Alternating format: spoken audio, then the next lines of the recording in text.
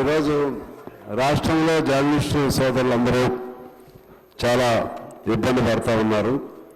దీనికి సంబంధించి మొత్తం అసలు రాష్ట్రంలో ప్రింట్ మీడియా కానీ ఎలక్ట్రానిక్ మీడియా కానీ మొత్తం ఎంతమంది జర్నలిస్టులు ఉన్నారు అనే ఒక అంచనా రాష్ట్ర ప్రభుత్వానికి ఉందా లేదా అని వారిని ఆలోచన చేయవలసింది కోరుతా ఉన్నాను.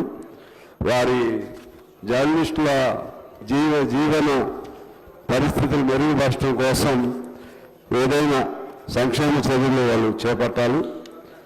అదేవిధంగా వారికి హెల్త్ స్కీమ్కి సంబంధించినటువంటి కార్డ్స్ అవి జర్నలిస్టులు కూడా ఇవ్వాలని, జీవిత బీమా పథకాన్ని తీసుకురావాలని, రిటైర్డ్ అయిన జర్నలిస్టులకు పెన్షన్ పథకాన్ని ప్రవేశపెట్టాలని, వాయిదా పద్ధతిలో సబ్సిడీపై కంప్యూటర్ ల్యాబ్ కెమెరాలు వారికి కల్పించాలని, ఆధునిక మొబైల్ ఫోన్ కొనుగోలు చేసుకునే పథకాన్ని ప్రవేశపెట్టాలని, జర్నలిస్టుల రక్షణ వృత్తి భద్రతకు ప్రత్యేక చట్టం తీసుకురావాలని జవహర్లాల్ హౌసింగ్ సొసైటీ ఇంకా ఇతర సొసైటీలు మా దృష్టికి తీసుకొచ్చారు. అధ్యక్ష, ఆఖరికి ఒక్కటే మాకు చెప్పి నేను సెలవు తీసుకుంటాను.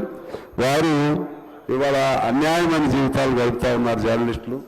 వారికి ఒక వేతనం లేదు, ఏమి కూడా లేని పరిస్థితులు, కనీస వేతనం కూడా ఉండే విధంగా మీరు చేయాలి.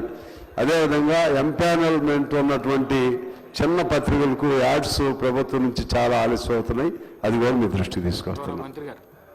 అధ్యక్ష, గౌరవ పెద్దలు గౌరవ శాసనసభ్యులు సాంబశివరావు గారు లేవనెత్తినటువంటి జర్నలిస్టుల వెల్ఫేర్ గురించి అంశాన్ని నోట్ చేసుకోవడం జరిగింది. అధ్యక్ష, సంబంధిత శాఖ మాత్రం తెలియజేస్తుంది.